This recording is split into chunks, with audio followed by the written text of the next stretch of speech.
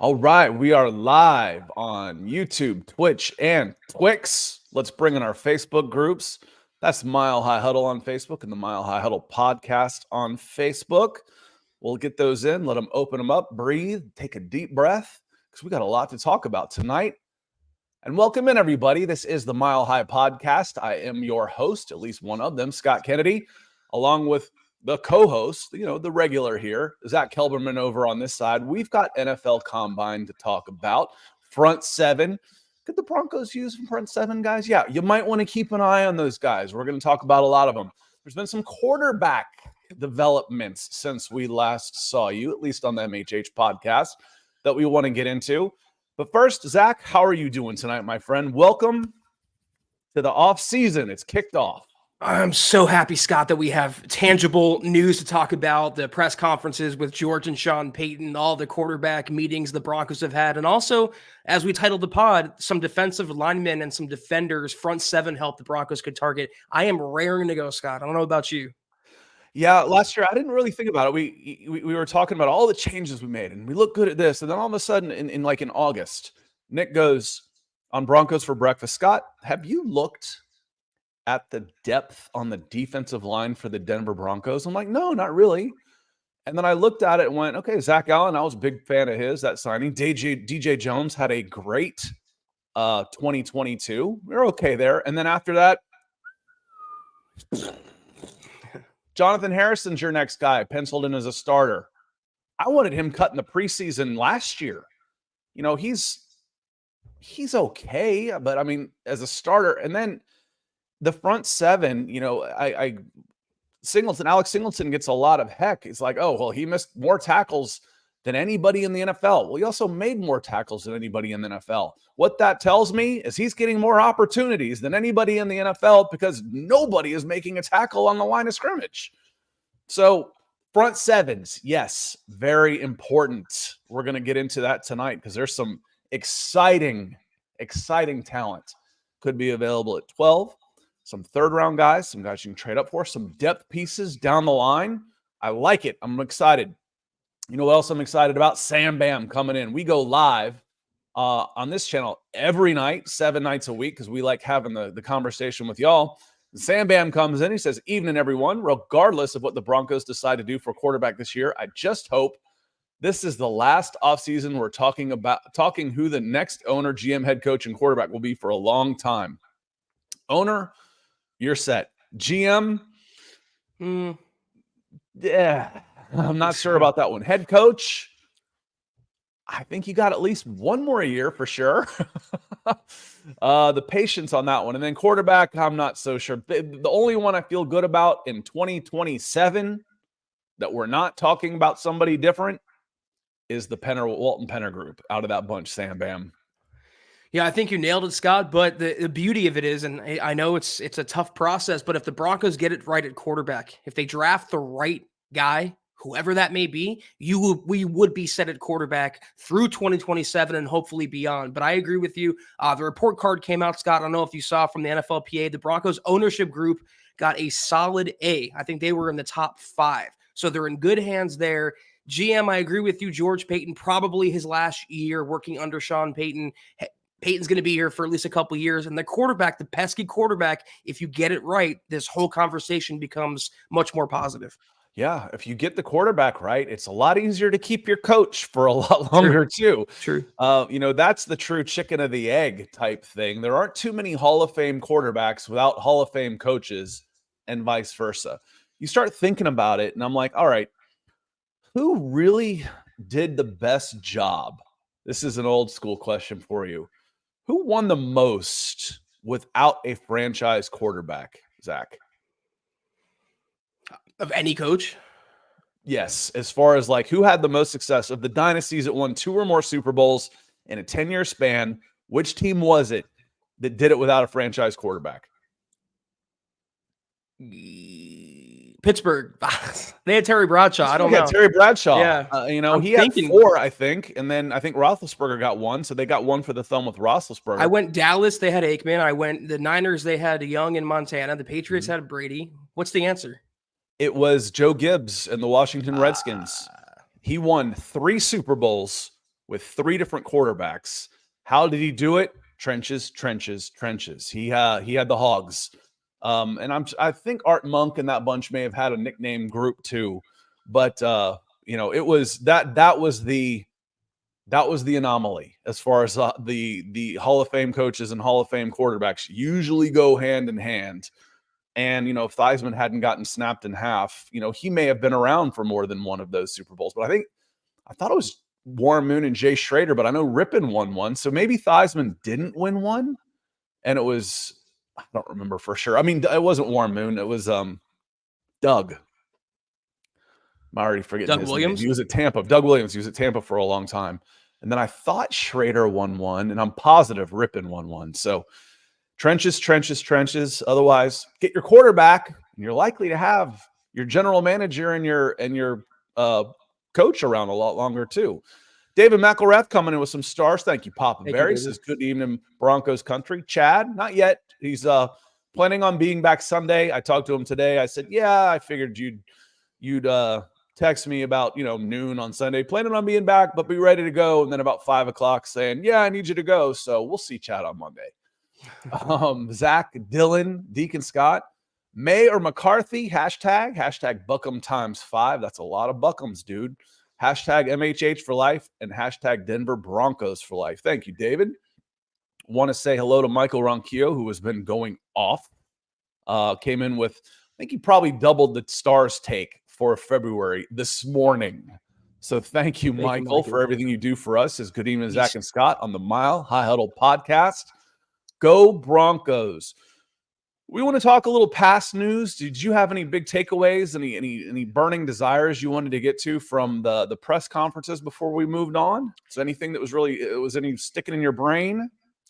Two biggest takeaways. One is obvious, is that Russell Wilson's gone. The way they talk about him, the way they frame things, it's a matter of when and not if they release him. Sean Payton said probably in the next week or two, so that is going to happen. And also, it was a lot of coach speak and GM speak, Scott. I was expecting that going in. But George Payton was asked about trading up to number 1, and he basically said it'd be unrealistic considering the lack of picks that we have. So maybe they're either going to stay put at 12 or possibly even move back. I know if George had his way, he'd move back and acquire more picks, but Sean Payton's the wild card here. He's going to get aggressive and want to get his guy, so we'll see what he does. Yeah, and he actually, it wasn't even number 1. He said top 3. So, and it was, what about trading into the top 3? He says it just doesn't seem realistic. And that is realistic. We've been saying that for the get-go. I think if there's any movement in the top 3, I say this before free agency, if New England goes out and gets Kirk Cousins, all bets are off. But as far as the top 3 goes, they all need quarterbacks too, and it's hard to say, we want to trade up for a quarterback with a team that wants a quarterback. Well, that doesn't make any sense. So I think it's going to be hard. If there's any movement, it might be within the top 3. Someone said, the Bears are on the phone with the Commanders saying, hey, listen, the New York Giants have just offered us Daniel Jones and 2 first-round draft picks to come up and get whoever you think you want. Why don't we switch these 2 picks? But we'll see. The team that I have said to watch, and yes, it is familiarity, but it's also true. And for some reason, there seems to be a lot of parallels between the Atlanta Falcons and Denver Broncos since Nick and I started doing the 2 shows together in the mornings, including the Falcons visiting the Broncos next year. Meet and greet. Hello. Wait and see on that one. But I've been saying watch the Atlanta Falcons at 8 because they need a quarterback more desperately than really anybody else ahead of you right now. Unless, Minnesota Vikings are still in good shape if they want to be with Kirk Cousins, I think. So we'll see on that one. But Minnesota Vikings, they're closer to having a quarterback than the Atlanta Falcons are. Well, the news this week, Zach, was that it broke out of NBC Chicago, was that the Atlanta Falcons have contacted, now this isn't just speculation, he reported this as fact, have contacted the Chicago Bears about trading for Justin Fields, and they are the team to beat right now. That opens up J.J. McCarthy in a big way. That takes one quarterback off the board with a team ahead of you and, frankly, becomes a prime trade-up position from 12 to 8 if you feel like you have to get in the top 10 to get a quarterback? There's a lot that's been going on. I read earlier today the Patriots supposedly have a plan where they're going to draft a quarterback at 3 and sign a veteran and get rid of Mac Jones. The number 4, the Cardinal spot, could be open for business. But if quarterbacks go 1, 2, and 3, Scott, the Broncos would have no interest there. The thing with Fields, I don't know if you saw that video that his manager took of Fields celebrating in his house, and I heard him say, "You're going home," and he's from You ready to go home? Yeah, he's from the Georgia area. You'd know better than I would, but I hope Fields does land there, because if the Broncos want McCarthy, or let's say Jaden Daniels or Drake May falls in some alternate universe, that is a much more palatable landing spot, a trade-up spot, than moving up to 1, 2, or 3. I just wonder what it would take, because if there's other teams in there, let's say Vegas is on the horn too. That's the thing, is it's not just you. I still think to go up 4 spots from 12 to 8 may cost you your 25 number 1, because you don't have a number 2 this year.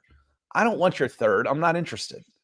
Your 2025 number 2 doesn't really interest me either. Maybe a 3 and a 2, maybe a future 2, but I'm on the phone until the very last second holding out for your 2025 number 1.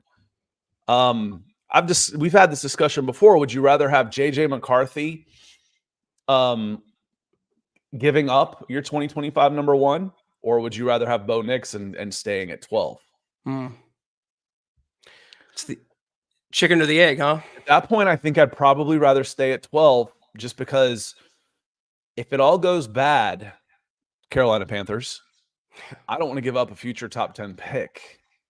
If it all goes great, so be it. Again, if you hit, it doesn't matter where you draft. Right. It doesn't matter if you give up 3 picks, 3 number 1s, if you hit, or you get Mr. Irrelevant, it doesn't matter. But you've got to be pretty sure about this. I like McCarthy better than Nix, but not 2 first-round picks better than Nix, more than likely. Well, the beauty of this is, Scott, if they do move up to 8 as opposed to 1, 2, or 3, you'd be keeping PS2 in that deal. So it's having your cake and eating it as well, because a lot of Broncos country was on board with, do anything for a quarterback, ship off PS2, multiple first-round picks. It would make it a little more digestible. But you're right, it would cost the Broncos a pretty penny, probably a first or next year's second at the minimum. But I'll say this every time, I'll say it again. If Sean Payton signs off, and if Sean Payton's 1,000% convinced, that's a trade I'm willing to make. Yeah, I guy who is coaching, also doing general manager. It's different. It's not only is different skill sets, but it's different priorities. A general manager is looking at the 10-year plan. Coaches are like, right now, I want to win right now. And I mean, there is some building in there, some development and stuff, but it's definitely not the same as a general manager with coaches. And they're willing to give up more in the near term for, that quick hit, that rush, that instant rush, as opposed to thinking long term. It's a discussion that Nick and I had when we first started about, who with Pat Surtain, or I don't even remember his name at this point, but he was it Flowers or somebody, cornerback out of Virginia Tech, who had health issues. I think he's a better scheme fit. I don't care about scheme in the first round. I don't give a damn about scheme in the first round. I don't, especially on defense, for God's sake, because that guy's going to play for 6 different coordinators over the course of his career. I want scheme independent. So we'll see on this. David Yunkin comes in. He says, which DL? Now we're getting into the nitty gritty of the combine today. I'll tell you what, I love trenches. I love the defensive linemen. They're my favorite players out there, probably because they're the get off the bus guys. You get a 6'6", 260-pound defensive end. Those are some of the most physically imposing human beings on the planet. That and probably NBA power forwards. He says, which DL would you guys really want Denver to get after quarterback? You got anybody that you've got your eye on that you would say, hey, I can trade a 3rd and a 4th and get to the 2nd and get Bo Nix. I want to use 12 on a defensive lineman. What's my dream shot here? It wouldn't be my first or second choice if we're being realistic. I think I'd go either like tackle at 12 or quarterback at 12. So I know. But David's asking about DL. Which DL? do I'm you just want? providing context. I would say Jared Verse. I know he's a little bit of a position flexible depending on the scheme, but like you said, Scott, these prospects are scheme independent. If they can get after the quarterback and if they can provide penetration and run stopping ability up front, if they can play, they can play. I know the Broncos met with him. I know the Broncos like him a lot. David, I think would be in the mix at 12, though. Again, that's not my preference. Jared Verse came in at 6'4", 254 pounds. His numbers are up, and they are good. 4.58 in the 40, 35-inch vertical leap, 10.7 broad, 7.31 L-cone, 3-cone drill, and 20-yard shuttle. Now, for me, the 40-yard dash is fun and all. It's to me, I explained to my son was in here watching this, and I said the 40-yard dash is the what's your bench of the NFL Combine. There's better lifts to determine how strong somebody is. If I want to know if I'm going to wrestle somebody or not, I'd rather know their power clean than their bench press. I'd rather know their squat than their bench press. That's the 40-yard dash. If I want to know what kind of athlete somebody is, I'm looking at shuttles, L-cones, and vertical jumps. His vertical jump and those 3 drills came in, again, he measured 6'4", 254 pounds. 7.31 on the L-cone. That is your change of direction. Your L-cone is basically, I'm turning the edge around the tackle. Can I dip my shoulder in and get to him? Your shuttle is your straight change of direction, and your vertical jump is just flat out explosiveness. My guy right now would probably be Dallas Turner. Dallas Turner, University of Alabama, came in a little smaller, just a little bit smaller. He was 6'3", 247 pounds. 4.46 in the 40. His 10-yard split was a little bit lower.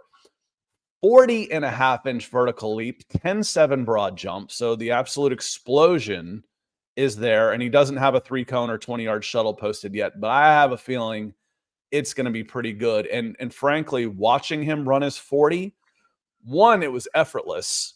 2, he had his head down at the start, and he swerved a little bit. He ran a 42-yard, 40-yard dash at 4.46 at 250 pounds. I would probably go Dallas Turner ahead of Jared Verse right now. Call that my Alabama bias, maybe. But I think the traits are just a little bit better. And that's for me, David. I'm pretty dang excited about Dallas Turner right now, David. Now, can you trade down a few spots and still get Turner, Scott? Do you think? No, I don't. I You think got to take him at 12. At 12. Yeah. I think you'll have trouble getting at 12.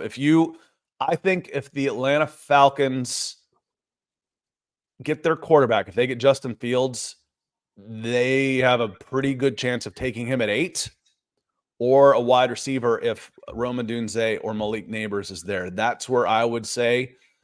And I think he'd be hard-pressed to get by 8 at the Atlanta Falcons. So Dallas Turner, Jared Verse, they were 32nd in pass rush win rate last year and still finished with like a top 10 defense in total yards allowed.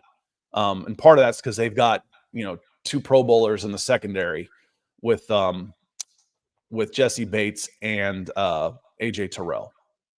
It's funny. Coincidentally, you mentioned the pass rush and the defensive line. The Broncos just promoted Jamar Cain, pass rushing specialist, to defensive line coach, replacing Marcus Dixon.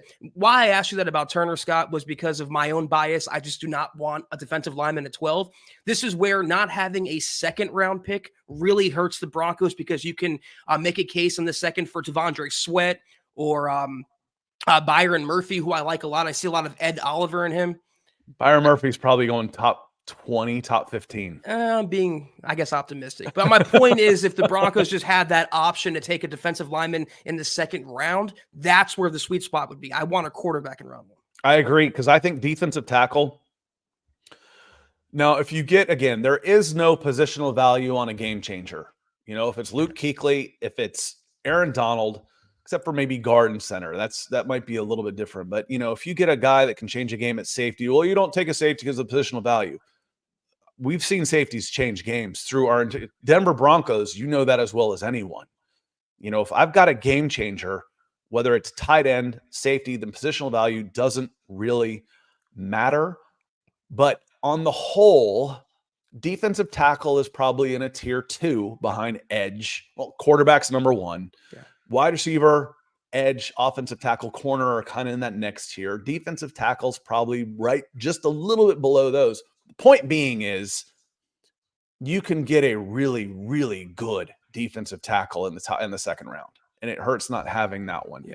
And then I think you can get starters at those non-premium positions, 3rd, 4th, and 5th rounds. You can find starters at running back, safety, guard, center, Inside linebacker, tight end. You can find all those guys in the later rounds, but to get those premium money positions, you usually have to use a 1st-round draft pick on those. And sometimes you can get them again. You can get the defensive tackle in the second. That's where it hurts. It does.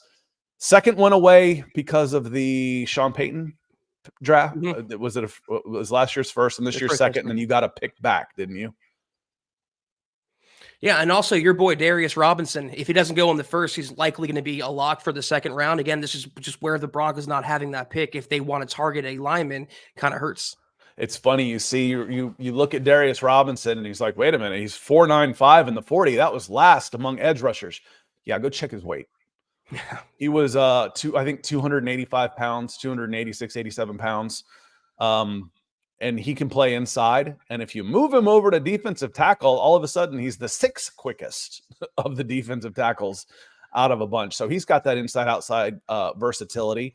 So big fan of Darius Robinson. I didn't expect him to test like the eye-popping numbers that would put him in the top 15. I think he's still probably going to be 25 to 35. But he basically – he had a 3rd-round grade or so going to the Senior Bowl. He made himself a bunch of money, and he's going to be a good player for somebody.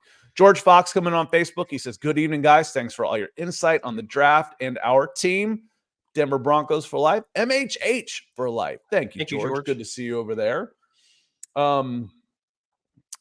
69 Skater Mike, Wild Rift, says, you think we get any offensive linemen in this draft, Zach? Appreciate the super chat. Skater Mike.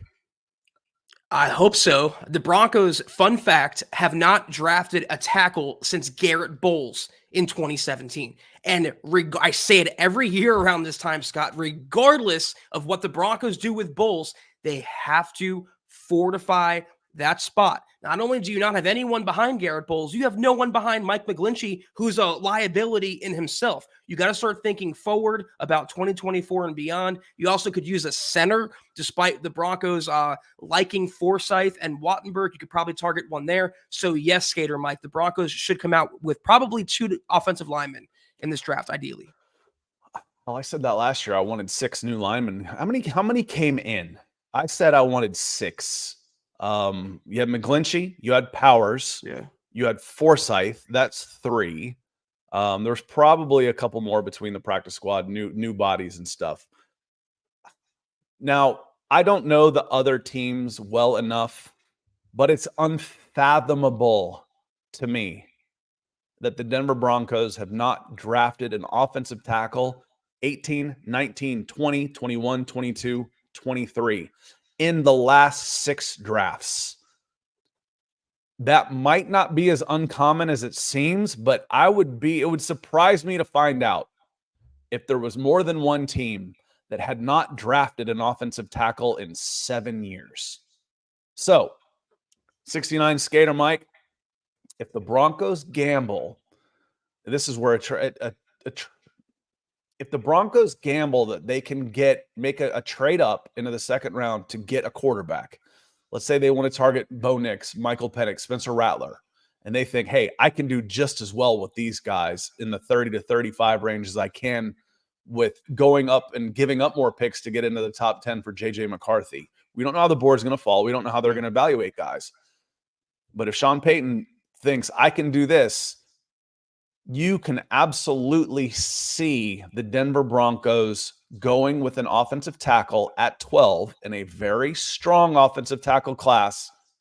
If Garrett Bowles, which it looks like it's a very strong possibility that Garrett Bowles is out the door before next season, and you save $16 million in cap money. The beauty too, because you mentioned it is a very strong OT class. They can stay at 12 or even maybe move back a few spots and pick up an extra pick and still get a solid tackle prospect. So yeah, that has to be a priority. So real quick, Michael Robinson, Michael Ronquillo talking about stars. It was 11,000 stars this morning on Broncos for breakfast. That's a lot, Michael. We know it's a lot. It was certainly appreciated for sure. William James Baker coming in again from across the pond with some stars as well. He says, London calling again. It is almost 2 a.m. Whew, that's about what time I get up to pee for the first time. In the middle of the night. Second time's usually about 5 o'clock. Would you guys say that if we trade down to something like 14 to 17 and get Knicks and then get a 3rd and 4 pick or a 2 pick, would you guys think this is better than to get McCarthy? I think I like McCarthy at 12. I don't like trading up to get him. I do like McCarthy at 12. If you were to go from 12 to 14 or 12 to 17, you should get at least a 2 out of that. And maybe even a future day 3 pick next year, a 2025 day 3. So we're going to send you, who needs a quarterback that is, that's the thing is that a lot of the teams behind you, they don't need quarterbacks because they had good seasons. Yeah. It's the teams that are ahead of you that need quarterbacks because they stunk. Usually you don't stink if you've got your quarterback. Or usually you're not good if you've got your quarterback. That's for sure. Wait a minute. I've screwed that up. Usually if you had a plus 500 season, you're probably not in the market for a quarterback is what I'm trying to spit out. But that would be almost be a perfect world for me is to trade back and get Bo Nix. I could live with that in a heartbeat. I do not want to trade up for a quarterback in this draft because I don't think you can get one of the first 3. And I don't know that I feel good enough about J.J. McCarthy to trade up for him. Yeah. Yeah, the Broncos are in a tricky spot because McCarthy's stock is only going to rise, I feel like, Scott, between now and the draft, and he might be a top 8 pick. And I'm with you. I'm not sold enough to where I would move up for him. If he's there at 12 and Sean Payton signs off, I'm perfectly fine with it. It just comes down to preference and what the other teams do. We talked about the Falcons at 8. There's also the Vikings at 11 and the Raiders at 13. And the Raiders are going to be aggressive in getting that quarterback. So you have to weigh your own interest and where you think the board is going to fall if you do move back from 12. Yeah, for sure. Because again, you're in a bidding war. If I'm the Atlanta Falcons and I got Justin Fields and Dallas Turner, Rome Odunze, and Malik Neighbors go in the first 7. I'm like, all right, I don't really want an offensive tackle here. Do I want one of the corners? Okay, then I want to come back out of this. I want to move back down some. I'm calling Minnesota. It's actually 3 in a row, 11, 12, and 13. Kirk Cousins went to the Pittsburgh Steelers, and Russell Wilson's, still out there. I'm calling 11, 12, and 13. What's your best offer? And I'm going to start a bidding war. That's what I'm looking to do. And I've got about, what is it? Is it 10 minutes per pick now? It used to be 15. 10 minutes. I got 10 minutes to work the phones and make the best deal depending on how the board falls. But I think trading back and getting Knicks I'd be pretty happy with that. I really would. I don't like Knicks at 12. I like McCarthy at 12. I don't necessarily like him higher than that. Yeah. Doesn't mean I don't like Knicks. I just think it's a little rich for a system guy, a guy that doesn't have the traits of an elite quarterback. Doesn't mean he can't be elite. It's a tough position to scout. Michael says he's impressed with London fans, with London Broncos fans. Lots of you, especially another fellow, Chelsea fan. I asked him what his team was. If you're living in London, you got a team. He's another Chelsea fan. He's got good taste. Broncos and Chelsea. I'm here for that. I am. I'm here for that. Sam Bam coming back in, coming in with the brace. That's 2 scores already. Random thought. How funny would it be if the Broncos traded for Zach Wilson and he changed his number to 3, considering what Sean Payton said about Hackett in the offseason? That is all. Won't happen, of course. Trading for Zach Wilson, who has been granted permission from the New York Jets to seek a trade. Good luck. I wouldn't give a bag of chips for Zach Wilson. So the answer for me, Sam, not to kind of crap on your comment here, I get the humor in it, but no way, no how. I would rather roll with Scott at quarterback. That's not a diss at Scott. It's more of an insult for Zach Wilson. I just do not like the guy, man. The shoulder's shot, man. I can still run all right for an old dude, but the shoulder's shot. Just don't turn the ball over. You'll be good. I'd be a fumbling machine, man. So I don't know comparable to Zach how Wilson. some of these guys do it into their 40s, into their late 30s. I don't feel that much different at 51 than I did at 31 in my brain, but I can't run a lick anymore. I was still playing full field soccer at 31. God, no, not now. I can't even remember the last time I sprinted. Zach Wilson. So I've had this discussion, Zach, and what's cool is you're one of the only people that listens to other of our shows on MHH. So you may have heard me say this before. If anybody asks Sam, Scott and Nick, Scott and Zach, would you take a look at ... Fill in the blank. My answer doesn't matter what the name is that you fill in. My answer is yes. Yes, I'm going to take a look at. I'm going to consider it. Would you consider Zach Wilson? Yeah, I would. I would. What am I willing to give up for Zach Wilson? Nothing. If he's cut and he's on the phone and says, hey, I'd like to come meet you. We want to do an interview. I want to come throw the ball for you. Yes, I would. Now, I'm not Sean Payton. I'm one of the scouts whose names you don't know because that's my job, is to find guys and toil along in anonymity. That's my job. I want to do that. What would I give up for Zach Wilson? A spot on the practice squad, one of the 16 on the practice squad. I'd do that for a year. That's it. Same for Mac Jones. Would I give up a pick or a pick swap? No, I wouldn't. Would I pay him anything? No. Practice squad money. That's worth it. That's what I'd be willing to give up. Not a spot on the 53. Doesn't matter what the money is. Practice squad spot, I would consider it. But I'm not a fan of Zach Wilson. The problem I have with Zach Wilson, the longer he has to throw, the worse he gets. That is so bass-backwards from any young quarterback you've ever watched. If he steps back, someone posted, I think he's trolling at this point. It was like, this was the real Zach Wilson. And there's a highlight of him against the Houston Texans. I started counting. He had 1 second read for completion in the whole game. 1. Everything else was drop back first read or scramble and throw. Sounds First familiar. read's not there and scramble and throw. If he has to get to his second read, it's 50-50 chance he's going to throw an interception. That's insane. I don't know that I've ever seen a professional quarterback like that, Zach. Well, that's why I said I wanted you over him, Scott. But, if the Broncos do manage to pick up Zach Wilson, all I got to say is hide all the mothers in Denver. God be with you all.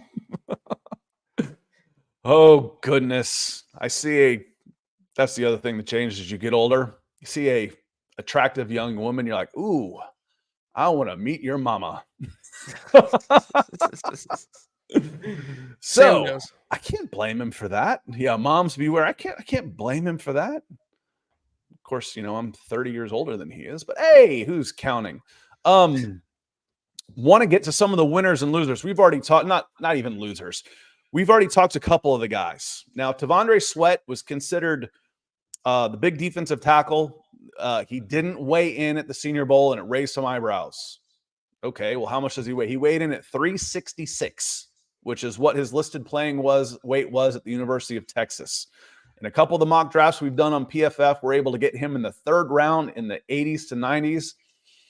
I think 45 to 55 is where it's going to take to get him. One of the guys that I absolutely loved, I'm going to bring up his Senior Bowl video here real quick, that I loved at the Senior Bowl, Zach. His name is Braden Fisk. He is a defensive tackle, played with Jared Verse at Florida State. And we started calling him a couple of different nicknames. One of them was like Mr. Get Off, because he was always the first guy off the line, and he was just super quick. and then I started calling him Kingpin. But he came in his height and weight, but I just love how quick he gets off the ball. And then he came in at let me see what his listed height and weight was. Defensive line, Braden Fisk. He came in at 6'5" and 3/8, 292 pounds, and ran a 4.78 today. On the 40. I mean, he's listed around 100 as a prospect, and he moved like a first round pick today. Yeah. Can you get him in the third? Maybe. I think people would be insane to let him fall, but we've seen some people do some crazy stuff. This guy helped himself about as much as everybody. The other thing we called him, I told you about Daredevil, Zack. Kingpin in the Marvel universe is Wilson Fisk. This guy's Braden Fisk, so I started calling him Kingpin. So, big white guy, shaved head. This is Kingpin. I like here, that was him just, anchoring the line and, punching the ball out. Here he is right dead center again. Right, first off the line into the backfield. I mean, he's a third down wrecking machine. I don't want him as a nose guard. Quick hands, good drive, fast off the line, just a couple of Chick-fil-A biscuits under 300 pounds. So he had himself a very, very good day today.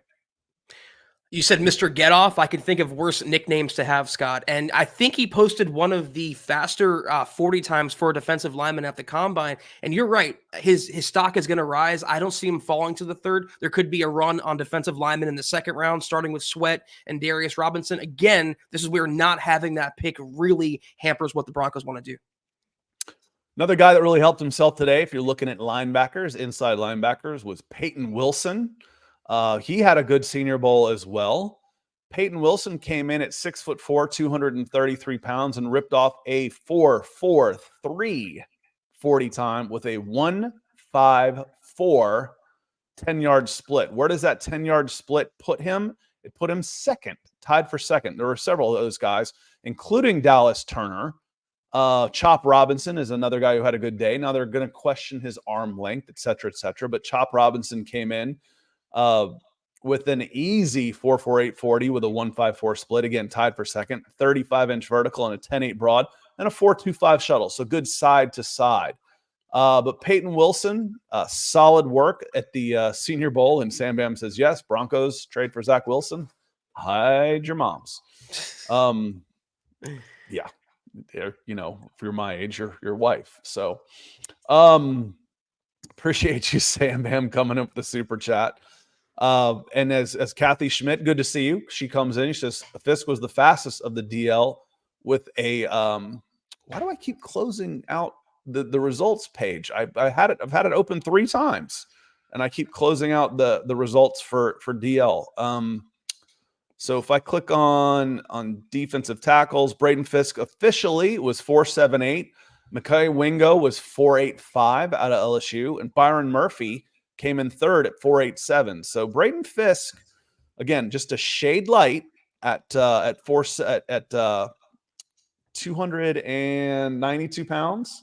But Byron Murphy came in at 297, and then Mekhi Wingo came in with his 4.85, and he weighed in at 284 pounds. So he's not that small. So again, when we start talking about, what did Darius Robinson? He was the slowest of the edges. Yeah, he was also 30 pounds heavier than all the edges.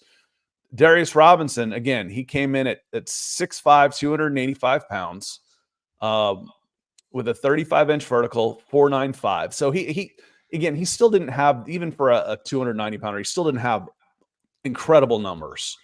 But he's still tested well enough as far I'm concerned. Lance Anderson coming in.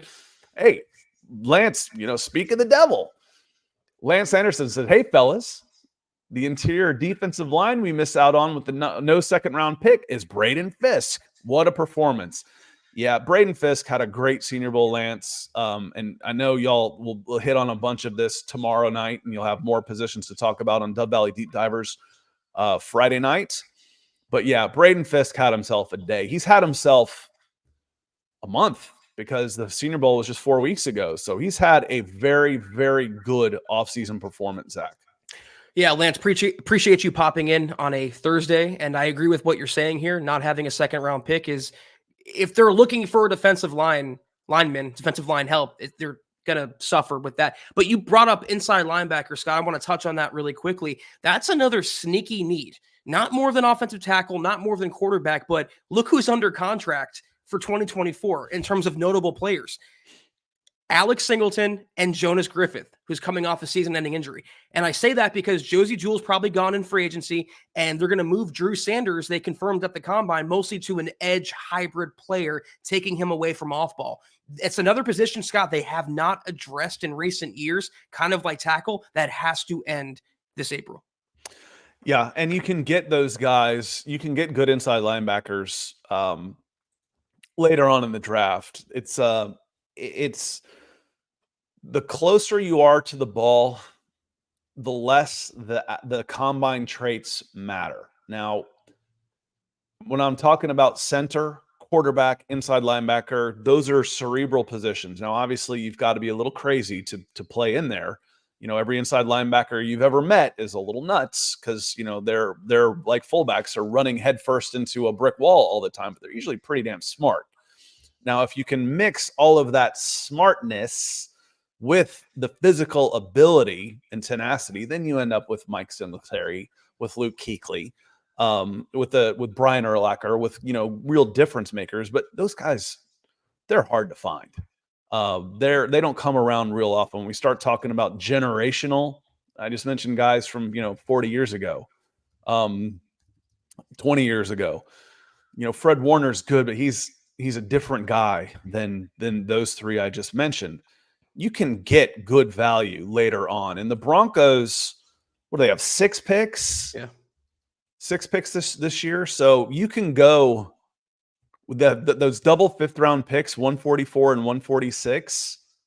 I could get a linebacker in there. I could get an inside linebacker in there. I'm not going to get Peyton Wilson, but I could get somebody in there that can come in and help.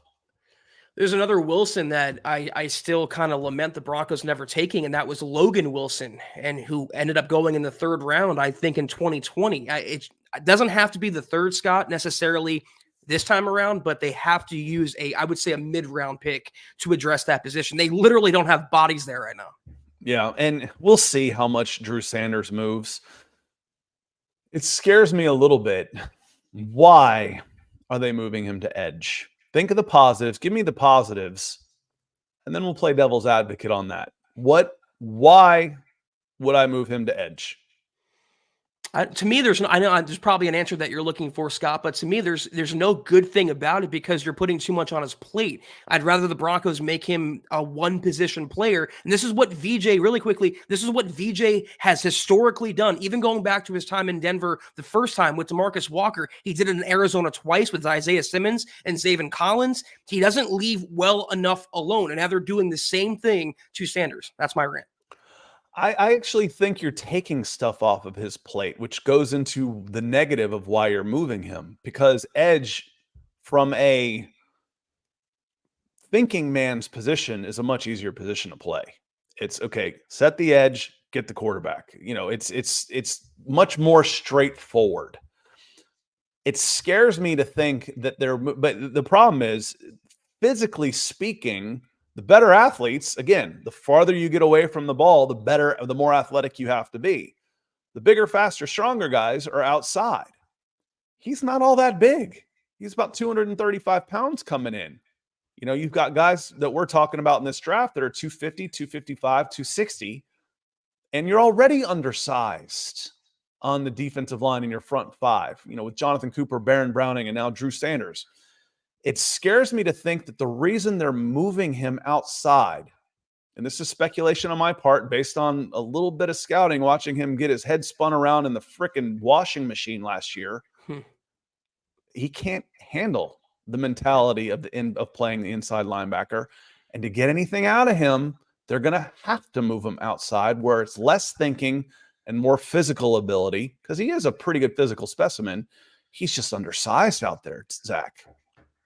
Yeah, I was going to say he left a lot to be desired watching him last season. I know it was a rookie and a big acclimation period. I get all that, but he seemed like a boy among some men more often than not when I saw him. And if we're already entering, Scott, for a third round pick like Sanders, if we're already entering the if we get anything out of him phase after only one season, that doesn't look good for his career outlook. Well, it doesn't look good for the guys that traded up to pick him either. We call that a swing and a miss. True. Whoosh. That's like strike 7, on some of these bolder moves that we see now. That said, any move that was made in 2023, I'm putting at the feet of Sean Payton, not George Payton. Anything prior to that was on George Payton. Russell Wilson was on him. Randy Gregory was on him. DJ Jones, K'Wan Williams. Those were good picks. There was some good things in there too, again, but anything last year, anything this year, until someone I trust tells me otherwise, Sean Payton's a general manager of this team. Payton also hired VJ too. There you go. So, I mean, again, what scares me about Sean Payton is general manager Sean Payton scares me. Yeah. I think he could end up on the negative. Where can this go wrong? That's where it can go wrong. The general manager could sabotage the team, not on purpose. Sabotage almost sounds like you're doing it on purpose. But again, it's a different skill set and it's different priorities between general manager. And there needs to be a checks and balances in there. Even if you are a great personnel guy, there still needs to be checks and balances between what I need to win right now and what I need for the future, because that gets skewed really badly if the coach is doing the personnel movement too. Kenny's coming in back-to-back, KB82. He says he's got some questions because, yes, there are questions at cornerback. He says, can Jaquan McMillian be the long-term answer across from PS2 at corner? I think he's the long-term answer next to PS2 in the slot. I mean, he's the replacement for K'Wan Williams. They're good at slot cornerback, Scott, but I think they need another boundary corner. Damari Mathis did not cut it. Your boy Fabian Moreau did not cut it last year. That's why they're looking at cornerbacks in the draft like Terry and Arnold, who could form a really lethal a bookend to PS2. Not the position I'd go at 12, but they do need someone outside KB. McMillian is more of a slot guy. Yeah, so I agree. And again, I don't want to mess with what works. Right. Could he, the outside corners are more valuable than the slot corners. They just are. If you can't play outside, they move you inside. If you can't play inside, they move you to safety. If you can't play safety, you're on special teams, and then you're eventually out of the league. So could he be more valuable if he was that good on the outside? Yes, he could be.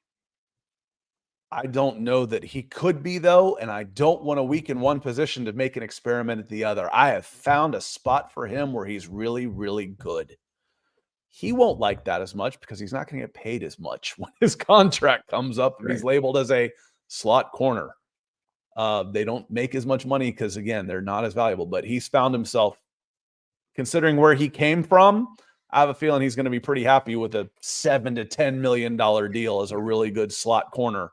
And long term. So on him. And then there's a question, is there a safety we can develop into a hybrid linebacker? Shoot, they're all hybrid linebackers at this point. You see them line up in the box, move around. I don't know. I know traits a little bit, but I don't know the safeties nearly as well from Senior Bowl scouting, just because they don't do as much. You can't tell what they can do in the running game.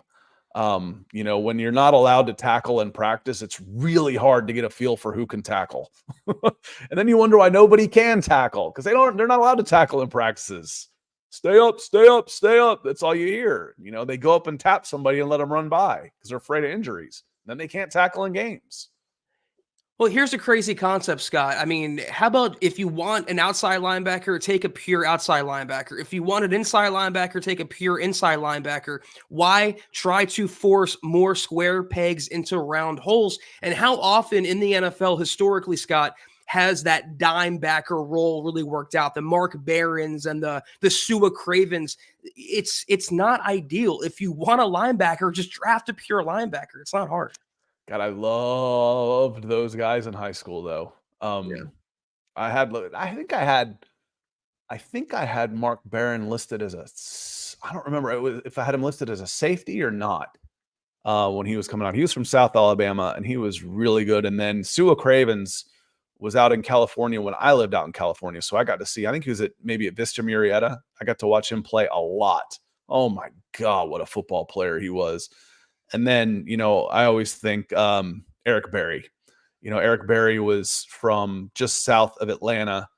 And I started watching him. He was a county player of the year as a sophomore, and he's one of the best pure football players I ever watched. And that was the kind of weapon you're hoping for, that I can move, that chess piece I can move. Again, a difference maker doesn't have positional value. Oh, I don't want to take him. He's a safety.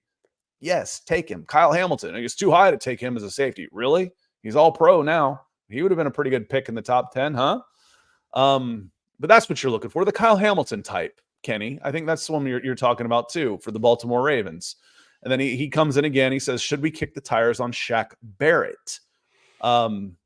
I don't know what kind of season he had last year, to be honest with you. I think he fell off a little bit after that Achilles injury. He wasn't as dominant as he was during that Super Bowl run with Brady, but still a capable player. Let me see what PFF, just for PFF, 32 tackles, 5 sacks, not bad. Total snaps on, he still had he had almost 600 snaps, so he still played a lot. An overall grade of 75.3 with a pass rush grade of 84.5. That ain't bad. And he's still just 31 years old, just turned 31. So, again, Kenny, I don't know when you came in.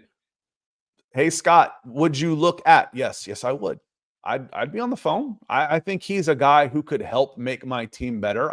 I would say, get on the phone and say, listen, what are you looking for? What kind of shape are you in? Let's come take a physical. And, are we even in the ballpark of what we're willing to spend on a free agent in this position? And if the answer is yes, then let's look a little more. If the answer is no, then thanks. It was worth a phone call. Shaq Barrett, from looking on paper, can help this team. Now, is acquiring him, would it cost you more than you're willing to spend because you have to take away from someplace else? But is he better than who you got? 3 guys. Who am I forgetting? Is it Drew Sanders? Is he the 4th now? Because you go Benito, Cooper, Browning, and I feel like I'm forgetting somebody. But that was it as far as the edge guys go. Who am I forgetting? The main guys. Then it's Drew Sanders then. So, can you trade a Cooper who's about to come up to get another contract? Browning, his contract's about to come up. So maybe. Can he be the guy you were hoping to get when you signed Frank Clark? Right. That's what the hope is, Zach. Or, yeah, when you picked up Randy Gregory. I was going to say, Scott, you already nailed the point. It comes down to the money and what he's looking for. I could see like a 1-year prove-it deal for Shaq to come home and kind of rehab his value. And he's still fairly young. 31 is not overly elderly for an outside linebacker. So if he wants to come home and he wants to take a cheaper contract with not a lot of guaranteed money, I'd be all for it, because Drew Sanders is not the solution at outside linebacker.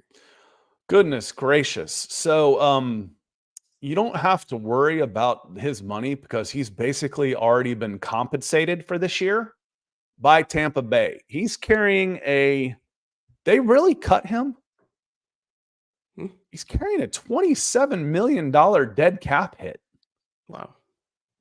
I don't know if they absorb that all at once, because he's got void years in there out the yin yang, where he's carrying void year cap hits for the next 4 years, 5 years, including this one, of 12, 8, 5, and 3, unless they were able to take that into, I just dumped water in my lap. That's why you talk with your hands. You got a big full cup of water with you. So I'd have to look more into that. But going into this year, they were talking about a $27 million dead cap hit because he had 4 void years on there. I hate those void years. So you don't have to worry about paying him next year. He's already been paid for 2024 as part of his big contract, and his $20 million, his $35 million guaranteed on 4 years. He's already been paid for next year. Tampa Bay is picking up the bill. Be nice to have somebody else pay your players for a change, right? Instead of you paying guys to not play for you. Let Tampa Bay pick up the tab on a new edge rusher. Possible. Yeah, Possible. those dummy years are very in vogue around the NFL. Look what the Broncos did with Randy Gregory, for example. That was basically a 2-year contract. It comes This down is to different, though. This is different. There's void years where you're going to say, I am going to take a dead cap hit for multiple years, and he is no longer under contract with me. Dead numbers, this was different. This is a 4-year contract for $40 million with 20 guaranteed. Okay, well, what it really is a 2-year deal at $10 million a year. And after year 2, I have options. I can get out of it if I want to. These are actually, he is not under contract. It's basically, I am going to waive you. It's really hard to even explain. You're I don't really know how to explain. I guess that's why I don't like it. They're void years. Maybe Jeremy can come in here and help me. Where's DWI guys when I need them to talk about the lawyer on this? We agree to waive you, but we're going to count this salary cap across 4 years that we know for a fact you're not going to be here. Where with Randy Gregory, who was under contract, as soon as you cut the guy, all of that money that you put into future years automatically comes forward. The void years pushes them off. And I guess as long as you run your contract out and not cut somebody ahead of time, then those years count in the future. The Saints do this all the time. Every single friggin' one of their players is on void years. Anyway, sorry about that, y'all. It's just, I don't like it, probably because I don't quite understand it, but it just doesn't seem what the nature of the salary cap was intended for. it just depends on what Shaq Barrett's interests are at 31. Does he want to join a contender and want another ring, or is he okay coming back to Denver and returning where it all began? I'd like to have him back, for the record. Thomas Incoom was somebody I was forgetting. Was he on the practice squad, though, or was he on the 53 He was on the all 53. season? Yeah. He was on the 53. Yep, Thomas Incoom, undrafted free agent, Senior Bowl last year. Do remember him. Thank you, Lance. Knew I was forgetting somebody. And he did start getting a few snaps towards the end of the season, too, if I'm not mistaken. I just felt like there was 4 guys in the rotation, and I was forgetting somebody. But now it's Drew Sanders. Again, I have big concerns about Drew Sanders' future with the Denver Broncos if he's being moved to edge, because he's not a great fit there physically, and mentally he looked out of his depth last year. So that does make me a little nervous. Again, just kind of wrapping up some of the big winners from today at the NFL Combine. Dallas Turner was a big one for me. Jared Verse had a very good day. Cedric Johnson for Ole Miss tested out pretty well. One guy I want to talk about, then we'll get out of here. We didn't expect him to have a great testing, and he didn't. He was okay, but it was Leatu Latu, UCLA. He was above average. He ends up being that George Karlaftis type who is uber productive, pops on film, and then he's just kind of okay at the NFL Combine and falls. Well, if you like him, falling is good.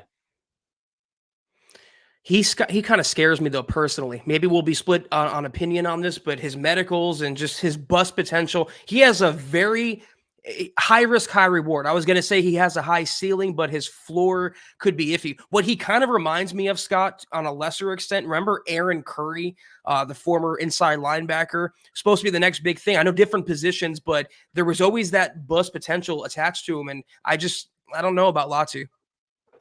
I really like him. I really like the football player. I think this is the kind of guy. Again, you look at the teams at the back end of the draft that always end up with all these great players, and you say, how did they get him at 30? You know, the Chiefs, the Ravens, the Steelers. Those are the teams I kind of always come back to. And it's because they go, there's a scale, there's a line that goes on production is up one side and, traits are on the other. The guys that go in the very high are the ones that are at the top right of this scale. They've got their production. They're very good football players, and they've got traits that make them the freak athletes. Those are the guys that go the highest. guys start to fall when they start sliding one way or the other. Either they're uber athletes, Adafa Owe, and not all that great of production, or they're tremendous football players, but don't have the traits. But they're pegging one of those or the other. That's where teams like the Chiefs and the Ravens and the Steelers have historically lived. Always betting on the traits. Latu is one of those guys who does not peg the meter on traits, but he pegs it for me on football player. And that will make him a second half of round one, I think. And I think he's got a pretty good future. Gary Palmer, $10 coming in with the super chat. Thank you, my friend. He says, thanks, Zach and Scott. Trade back if we miss and pick up a second. Go Broncos. I love the trade back idea. I really do. If Bo Nix is your guy and you can trade back and get him, I love it, Zach. That would be one of the best options you could possibly think of for me. Yeah, we were talking about Latu. What I was thinking was at 25, 27, I have no problem with him. At 12, that's a bridge too far. So, Gary, if that was always my second preference, if you miss out on a quarterback at 12, move down, pick up that capital for the second round, and go get yourself a T'Vondre Sweat. Go get yourself a Fisk or a Darius Robinson. Want to hit Ronald Putman coming in. Good to see you, Ronald. Says, how about taking Terrion Arnold, a cornerback from Alabama, at 12? And bring him and PS2 together, then work on trenches with the rest of the draft in free agency. Cornerback's an option. I think it's an option. If he's on your board, cornerback is a premium position. So if when you're drafting, and again, you feel you've either addressed the quarterback situation in somehow, some way, or you feel there isn't one within striking distance of where you are drafting, because right now quarterback is your number one priority far and away, then corner could be an option depending on if you have Terrion Arnold head and shoulders above other players on your board. The way I think this one works out, though, Ronald, offensive tackle is going to be a bigger priority if Garrett Bowles is gone, and there's going to be players on there that are equal or better on your board at offensive tackle when you pick 12. Same goes for edge. I would rather have edge offensive tackle. And I think the board is going to dictate that ends up being a better pick for you at 12 than cornerback. But yes, turning a strength into a superpower with your defensive secondary by locking up the back side of your defense and building back to front is definitely a possibility. Yeah, can't wait to have the number one pass defense and the last ranked passing offense. But on a serious note, I did like Arnold, how he handled himself and presented himself at the combine. Scott, I thought he commanded the podium, and you could tell he loves football. I have no doubt he's going to be a great pro. It's just, if you name 5 areas of need that can go at 12, I would put cornerback at 5th. Quarterback and then tackle, like you said, and then maybe edge or defensive line. Cornerback is my last priority. Yeah, I mean, you could make a need, again, depending on how your board falls. The premium positions that we mentioned, quarterback, wide receiver, offensive tackle, corner, and edge. Those are the 5 big ones. Quarterback's number 1 on that. You could make a case for any one of those players if you had a draft as being a need. Yeah, I could use another wide receiver, especially if I move on from Judy or Sutton. And I'm definitely going to be doing something with Patrick, and I can't count on him anyway. He hadn't played in 2 years. Edge, yes. Defensive line, absolutely. But he's got to be, the defensive lineman has to be head and shoulders above anybody else, because, again, that's a tick below those other positions. So, Ronald, thank you for the question. But I think Arnold, I can make a case for Arnold, depending on what happens during free agency. Michael Ranquillo closing us out. He says, great show tonight, Zach and Scott on Mile High Huddle podcast. Go Broncos. I will be back tomorrow if you want to talk some more draft. YouTube.com/Scott Kennedy.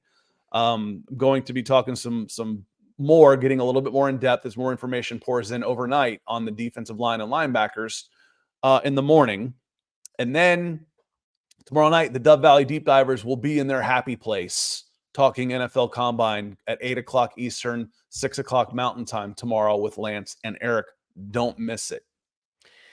Nope.